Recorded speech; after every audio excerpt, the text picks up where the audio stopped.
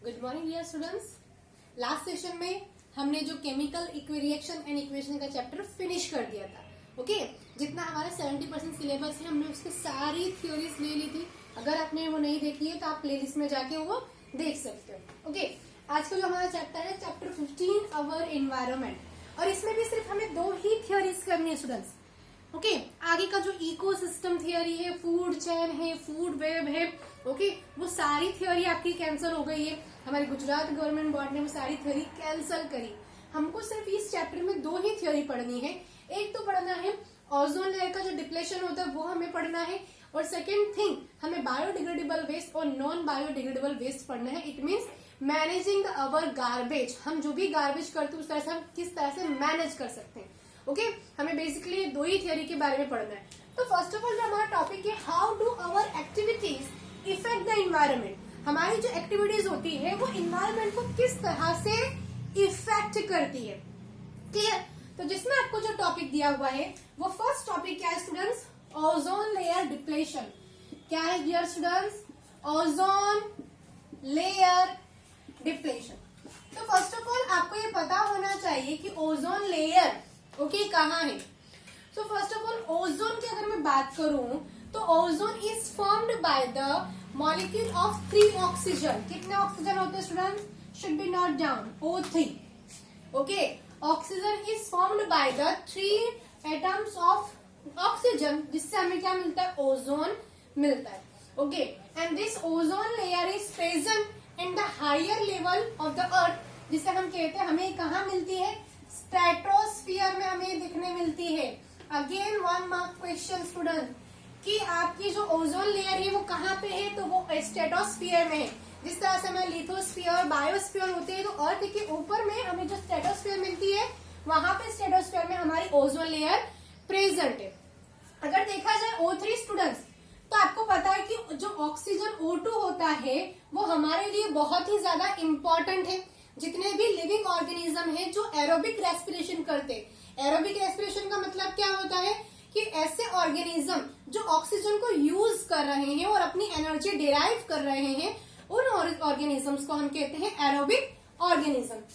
तो ऑक्सीजन बहुत ही ज्यादा एसेंशियल है फॉर द लिविंग ऑर्गेनिजम्स के लिए, जबकि O3 है वो काफी ज्यादा डेडली पॉइजन है स्टूडेंट्स, डेडली पॉइजन है। ओके डेडली पॉइजन है, बट ये हमारे लिए बहुत ही ज्यादा एसेंशियल फंक्शन करता है अर्थ पे। Okay it is perform, student ये याद रखना है, it is perform an essential function. हमारे अर्थ के ऊपर के एटमोस्फेयर में, स्ट्रेटोस्फियर में ये जो प्रेजेंट है ozone layer, it is perform essential function. अब वो एसेंशियल फंक्शन क्या है हम वो देखेंगे फर्स्ट ऑफ ऑल। तो बेसिकली आपको इतना पता होना चाहिए कि हाउ डू अवर एक्टिविटीज, हमारी एक्टिविटीज किस तरह से इफेक्ट करे। तो उसमें हम थ्योरी पढ़ रहे हैं ozone layer depletion. Ozone is formed by the 3 atoms of oxygen, जो ओजोन मॉलिक्यूल मिला है, and ozone is present in the higher level of the atmosphere, stratosphere में हमें मिलती है। ओके जबकि ओजोन O2 ऑक्सीजन है students, it is very important for living organism जो एरोबिक रेस्पिरेशन करते हैं, but ozone O3 is deadly poison, काफी ज्यादा डेडली पॉइजन होता है, but it performs an essential function. हमारे लिए वो बहुत ज्यादा एसेंशियल फंक्शन करता है। वो एसेंशियल फंक्शन क्या है स्टूडेंट्स? वो एसेंशियल फंक्शन ये है कि हमारा जो ये ओजोन है, ओजोन जो सन के पास से हार्मफुल अल्ट्रावायलेट रेडिएशन आती है students, harmful ultraviolet radiation, ultraviolet radiation UV rays को ये एब्जॉर्ब करता है, और जो भी शॉर्ट वेवलेंथ होती है यूवीज की उसे भी ये एब्जॉर्ब करता है। Short wavelength of UV rays. It is clear students कि जो ओजोन है कितना ज्यादा एसेंशियल फंक्शन कर रहा है। स्टूडेंट्स ये एब्जॉर्ब कर रहा है harmful ultraviolet radiation which is coming from the sun. Sun के पास से जो हार्मफुल अल्ट्रावायलेट रेडिएशन आती है उसे ये एब्जॉर्ब करता है, और शॉर्ट वेवलेंथ भी ये क्या करता है? एब्जॉर्ब करता है। तो फर्स्ट ऑफ ऑल स्टूडेंट्स ये ओजोन बना किस तरीके से? दिस मस्ट बी क्वेश्चन कि जो ओजोन लेयर है हमारे स्ट्रेटोस्फीयर में बनी किस वजह से? तो हम एक बार वो देख लेते हैं स्टूडेंट्स। क्या फर्स्ट ऑफ ऑल क्या होता है कि हमारे पास जो अर्थ में ऑक्सीजन O2 प्रेजेंट है मॉलिक्यूल, तो हार्मफुल अल्ट्रावायलेट रेडिएशन इसे स्प्लिट कर देती है। मैंने H न्यू लिखा, इट मींस अल्ट्रावायलेट रेडिएशन क्या करती है इसे, दिस ऑक्सीजन जो मॉलिक्यूल है इसे फ्री ऑफ ऑक्सीजन एटम में कन्वर्ट करती है। क्या करती है, फ्री ऑफ ऑक्सीजन एटम में कन्वर्ट करती है। And this free of oxygen, अब ये जो ऑक्सीजन फ्री हो चुके हैं, it's further react with the oxygen molecule which is present in the atmosphere, isn't it? कि जो ऑक्सीजन मॉलिक्यूल था सबसे पहले क्या हुआ, अल्ट्रावायलेट रेडिएशन ने उसे स्प्लिट किया जिससे हमें फ्री ऑफ ऑक्सीजन मिले। ओके स्टूडेंट्स, ये क्या है, मैं आपको यहाँ पे लिख देती हूँ, this is a free of oxygen atom, free of oxygen atom. Okay, and this free of oxygen is further react with the oxygen present atmosphere से रिएक्ट करते हैं और बनाते हैं ओजोन। क्या बनाते हैं स्टूडेंट्स, ओजोन बनाते हैं। और ओजोन जो है हमारे स्ट्रेटोस्फियर में, ये हमारा, अगर मैं आपको अर्थ की डायग्राम बताऊं तो अर्थ की डायग्राम में ऊपर की साइड हमें जो स्ट्रेटोस्फियर होता है वहां पे हमें ये ओजोन लेयर देखने मिलती है, जो हमारे लिए बहुत ही ज्यादा एसेंशियल फंक्शन कर रही है। क्या कर रही है, हार्मफुल अल्ट्रावायलेट रेडिएशन को ये एब्जॉर्ब करती है। बट स्टूडेंट्स, हमें ऐसा पता चला है कि जो हमारी ओजोन लेयर है वो डिप्लेट होना स्टार्ट हुई है। ओके, डिप्लेशन उसमें देखा गया है, तो वो डिप्लेशन किस वजह से है, तो फर्स्ट ऑफ ऑल हम आप एज्यूम कीजिए स्टूडेंट, ये सन है।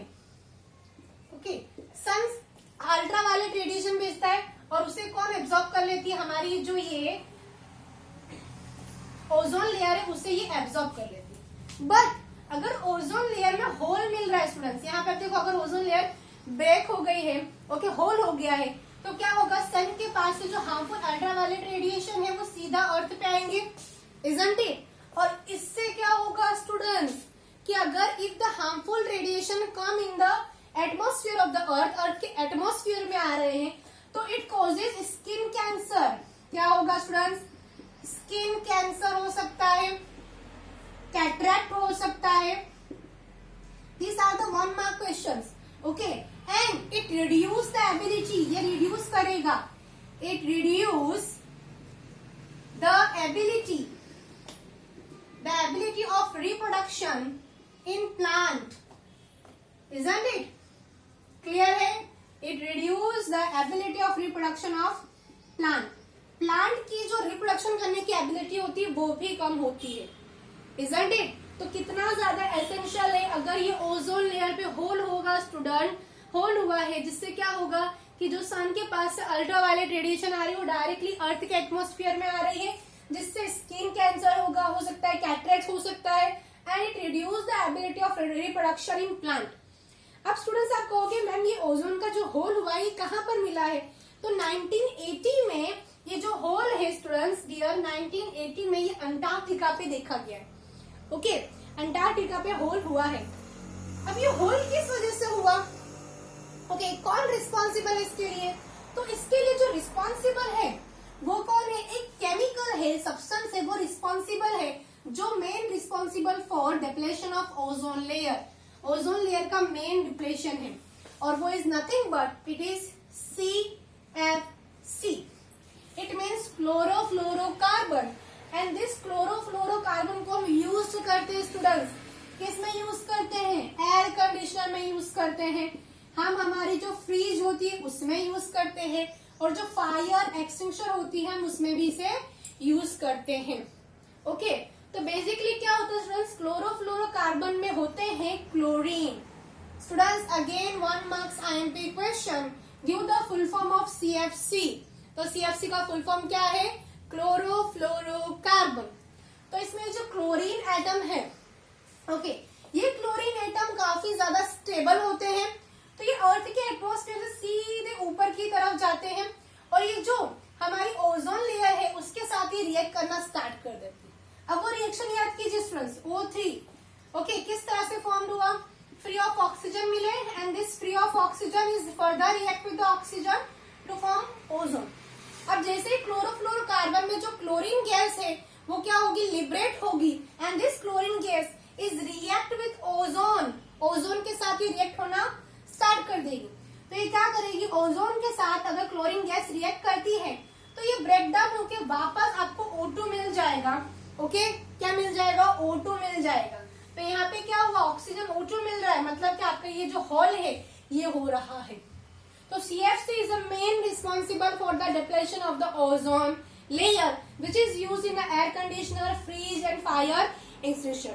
So ये तो बहुत ही बड़ा नुकसान है, डिसएडवांटेज है पूरे लिविंग बींग्स के लिए, बिकॉज अगर हार्मफुल अल्ट्रावायलेट रेडिएशन अगर अर्थ पे आती ही रहेगी तो क्या होगा स्टूडेंट्स, क्या होगा, तो स्किन कैंसर होगा, कैटरेक होगा, प्लांट की रिप्रोडक्शन करने की एबिलिटी कम होगी, प्लांट नहीं रहेंगे तो हम नहीं रहेंगे, because we are directly indirectly हम क्या है एक दूसरे पे डिपेंड करते हैं। सो हमारी UNEP students, again one mark question, UNEP United Nation environmental programme, UNEP ने 1980 में डिसाइड किया एंड एक एग्रीमेंट बनाया to freeze the use of CFC। CFC को यूज को क्या करो आप, फ्रीज करो। UNEP United Nation environmental programme. Okay, clear है, बस ये समीकरण ऊपर लिख दे, क्लियर है isn't it.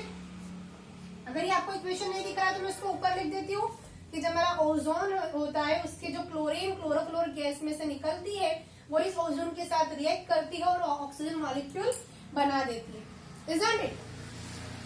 UNEP United Nation environmental programme ने एक एग्रीमेंट बनाया and freeze the use of the CFC को यूज को क्या किया, फ्रीज किया।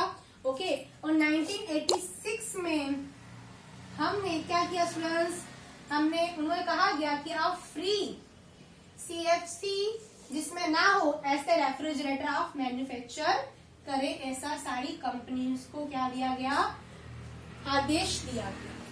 क्लियर है, तो ये है आपका मेन ओजोन लेयर डिप्लेशन जो आपको 2 मार्क्स में क्वेश्चन आपको सेक्शन B में मिलेगा। और मैं अगर कहूँ तो आई थिंक क्वेश्चन नंबर आपका ये होगा 35।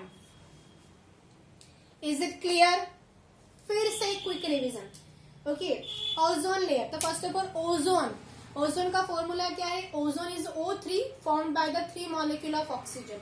ओके, 3 मॉलिक्यूल से बना है, जबकि जो O2 होता है oxygen molecule which is very essential for the all the aerobic organism, जितने होते हैं उनके लिए एसेंशियल है। लेकिन O3 जो है वो डेडली पॉइजन है, but it perform the essential function for the earth atmosphere. क्या बहुत ज्यादा एसेंशियल फंक्शन करता है। क्या करता है स्टूडेंट्स, सन के पास से जो भी हार्मफुल अल्ट्रावायलेट रेडिएशन आती है उसे ये एब्जॉर्ब करता है, अर्थ के एटमोस्फेयर में एंटर होने देता नहीं है। तो ओजोन किस तरह से बना हुआ है स्टूडेंट्स, तो ओजोन बना हुआ है वेन ओजोन अल्ट्रावायलेट रेडिएशन जो सन के पास से आती है उसे फ्री ऑफ ऑक्सीजन में कन्वर्ट करती है and this free of oxygen is again react with the oxygen molecule which is present in the atmosphere, जिससे हमारा ओजोन बनता है। ओके, और ये ओजोन लेयर अर्थ के एटमोस्फेयर पे जो भी सन हार्मफुल रेडिएशन है उसे रोक के रखती है, हमारे एटमोस्फेयर में एंटर होने देती नहीं है। बट क्या हो रहा है स्टूडेंट्स की CFC जो हम एयर कंडीशनर में, फ्रिज में, रेफ्रिजरेटर में यूज करते हैं, ओके, फायर स्टेशन में हम यूज करते हैं, उसके अंदर होता है क्लोरोफ्लोरोकार्बन। क्या होता है, क्लोरोफ्लोरोकार्बन, जिसमें होता है chlorine atom and chlorine atom काफी स्टेबल है। ओके, तो वो क्लोरीन जब लिबरेट होती है गैस वो हमारे ओजोन लेयर के साथ रिएक्ट करती है और उसका वापस से किसमें कन्वर्ट कर देती है, ऑक्सीजन मॉलिक्यूल में वो कन्वर्ट कर देती है, जिससे हमें अंटार्कटिका पर होल देखने मिला है 1980s में। तो 1985 में यूएनईपी ने क्या किया, UNEP United Nation environmental programme ने एक एग्रीमेंट बनाया एंड कहा freeze the use of the CFC का यूज को क्या किया, फ्रीज किया। ओके, और 1986 में जितनी भी कंपनीज थी उन्होंने फ्री CFC यूज रेफ्रिजरेटर बनाने का उन्हें आदेश दिया गया।